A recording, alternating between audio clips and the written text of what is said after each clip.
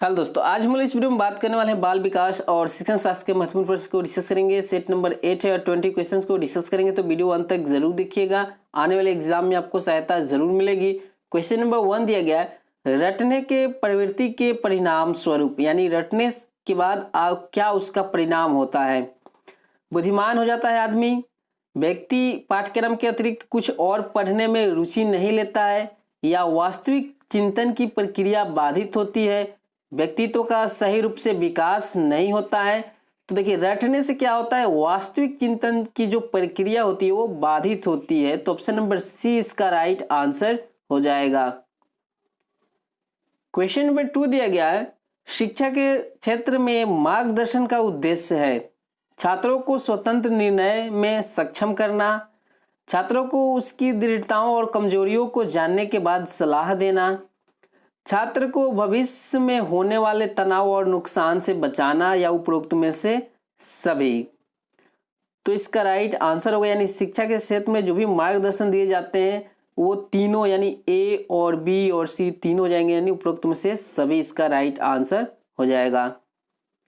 Question number 2 दिया गया है, पाठ्यक्रम लचीला होना चाहिए, ऐसा नहीं होने पे क्या होगा, यानी फ्लेक्सिबल होना चाहिए, अगर नहीं होता है तो क्या होगा। इसके कारण अलग व्यक्तित्व वाले छात्रों का विकास नहीं हो पाएगा, यह विषय केंद्रित हो जाएगा, यह सामाजिक भावनाओं को प्रोत्साहित नहीं कर पाएगा, या यह छात्रों के बीच लोकप्रिय नहीं हो पाएगा। इसका राइट आंसर क्या होगा, डी, यानी यह छात्रों के बीच लोकप्रिय नहीं हो पाएगा, यानी छात्र इस पे रुचि नहीं ले पाएंगे, ये लोकप्रिय नहीं हो पाएगा, फ्लेक्सिबल नहीं होगा। जब कोई समझ नहीं पाएगा उसको तो कैसे ये लोकप्रिय हो पाएगा। तो ऑप्शन नंबर डी इसका राइट आंसर हो जाएगा।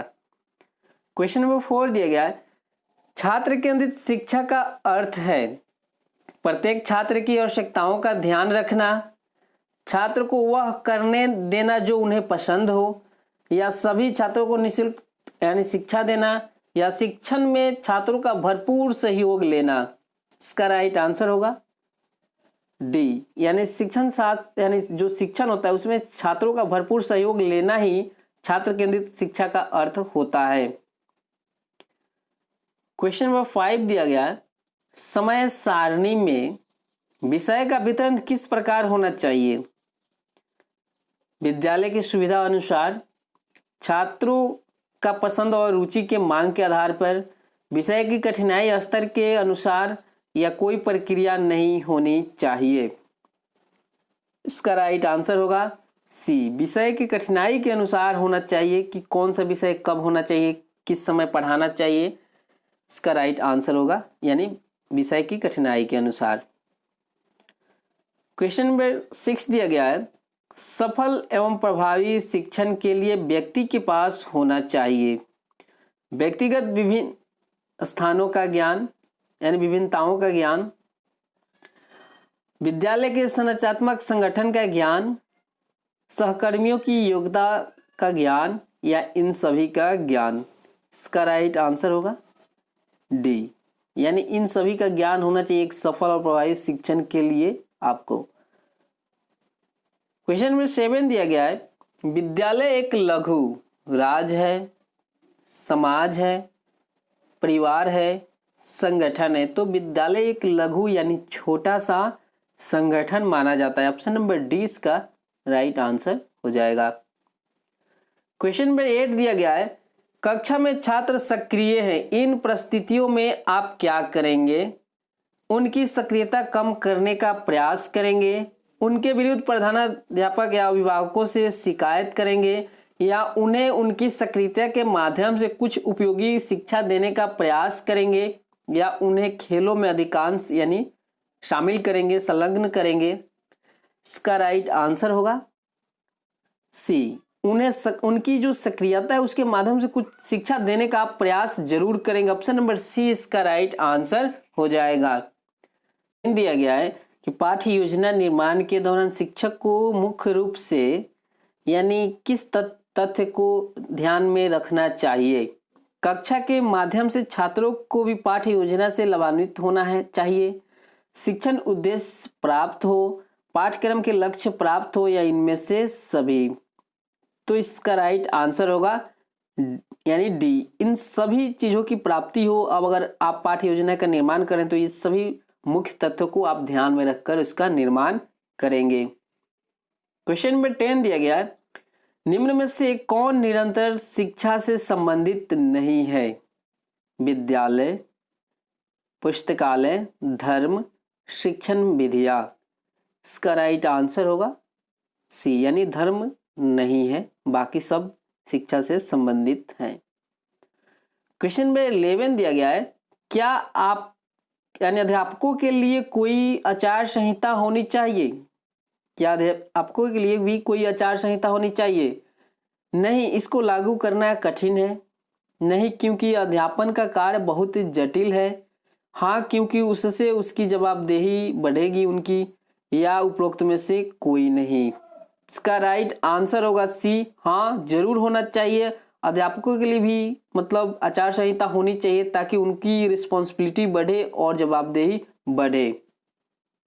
क्वेश्चन नंबर 12 दिया गया है, अच्छा शिक्षण प्रकार है प्रधानाचार्य के अच्छे नेतृत्व का, शिक्षकों की विद्वता के उच्च स्तर का, शिक्षण व्यवसाय के प्रति ईमानदारी और निष्ठा का, उच्च शिक्षा में योग्यताओं और विधियों का। इसका राइट आंसर क्या हो जाएगा? सी, यानी शिक्षण व्यवसाय के प्रति ईमानदारी और निष्ठा होना चाहिए। ये अच्छा शिक्षण का प्रकार माना जाता है। क्वेश्चन नंबर 13 दिया गया है कि यदि कोई बालक शब्द अर्थ सीखने में कमजोर हो तो उसे स्कूल छोड़ देना चाहिए, अभ्यास करने चाहिए, निदात्मक परीक्षा देनी चाहिए या घर में ही पढ़ाना चाहिए। तो कोई अर्थ सीखने में कमजोर हो तो उसे निदात्मक परीक्षाएं देनी चाहिए। ऑप्शन नंबर सी इसका राइट आंसर होगा। क्वेश्चन नंबर 14 दिया गया है कि परिवार एक साधन है, परिवार एक साधन है अनौपचारिक शिक्षा का, औपचारिक शिक्षा का, निरौपचारिक शिक्षा का या दूरस्थ शिक्षा का। इसका राइट आंसर क्या होगा? परिवार एक अनौपचारिक शिक्षा का साधन माना जाता है। ऑप्शन नंबर ए इसका राइट आंसर हो जाएगा। क्वेश्चन नंबर 15 दिया गया है कि जब आप कार्य आरंभ करते हैं तो किस विषय पर अधिक सोचते हैं? कोई भी कार्य आरंभ करते हैं तो आप किस विषय पे ज्यादा से ज्यादा सोचते हैं?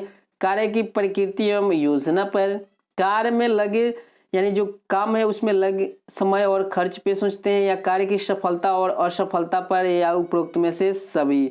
तो 15 का राइट आंसर होगा यानी कार्य के प्रकृति और योजना पे सबसे ज्यादा सोचना चाहिए। ऑप्शन नंबर ए इसका राइट आंसर हो जाएगा। क्वेश्चन नंबर 16 दिया गया है कि मूल प्रवृत्ति की एक प्रमुख विशेषता है जो पाई जाती है केवल मनुष्य में, केवल बिल्लियों तथा चूहों में, सभी प्राणियों में तथा जन्मजात और प्राकृतिक होती है केवल कलाकारों में। इसका राइट यानी 16 का राइट आंसर होगा सी, सभी प्राणियों में तथा यह जन्मजात और प्राकृतिक होती है। ऑप्शन नंबर सी इसका राइट आंसर हो जाएगा। क्वेश्चन नंबर 17 दिया गया है कि चिंतन प्रारंभ होने के लिए क्या आवश्यक है? पूर्व अनुभव, भाषा, तर्क या समस्या। तो चिंतन तभी होगा जब आपके पास क्या होगा? समस्या होगा। समस्या नहीं होगा तो आदमी के पास चिंतन नहीं हो पाएगा। तो ऑप्शन नंबर डी इसका राइट आंसर होगा। क्वेश्चन नंबर 18 दिया गया है कि निम्न में से कौन सी सामाजिक रूप से वंचित की समस्या नहीं है? यानी समाज से आप वंचित है यह समस्या नहीं है। यहाँ पे सीखने के लिए प्रेरणा का अभाव, सृजनशीलता, कुपोषित होने के लिए अवसर नहीं मिलना, या रहने के लिए स्वस्थ परिवेश, या विद्यालय में पक्षपात पूर्ण वातावरण का सामना करना। इसका राइट आंसर होगा यानी सीखने के लिए प्रेरणा का अभाव ये सामाजिक रूप से वंचित का समस्या नहीं है, ये मानसिक रूप से वंचित का समस्या है।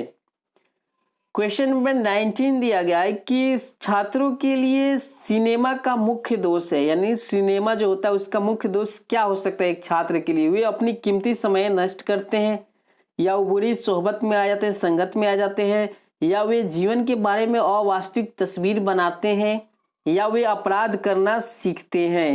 इसका राइट आंसर आपको बतलाने हैं। तो ये छात्रों को जो सिनेमा का जो मुख्य रूप से दोष माना जाता है वो क्या होता है कि उनके जो कीमती समय है वो नष्ट होते हैं। ऑप्शन नंबर ए इसका राइट आंसर होगा कि वे अपनी कीमती समय नष्ट करते हैं। क्वेश्चन नंबर 20 दिया गया है कि सामूहिक खेलों से छात्र नियम का पालन करना सीखते हैं, सहयोग से काम करना सीखते हैं, या अपने उत्तरदायित्व को निभाना सीखते हैं, या उपरोक्त में से सभी। तो सामूहिक खेलों में भाग लेने से जो छात्र होते हैं वो नियम का यानी पालन करना भी सीखते हैं, सहयोग भी सीखते हैं और अपने उत्तरदायित्व निभाना भी सीखते हैं, यानी ऑप्शन नंबर डी इसका राइट आंसर हो जाएगा। तो ये थे 20 प्रश्न। अगर वीडियो पसंद तो लाइक करें, शेयर करें, कमेंट करें। कोई भी सुझाव देना चाहते हैं तो कमेंट जरूर करें। आपका वीडियो देखने के लिए बहुत बहुत धन्यवाद।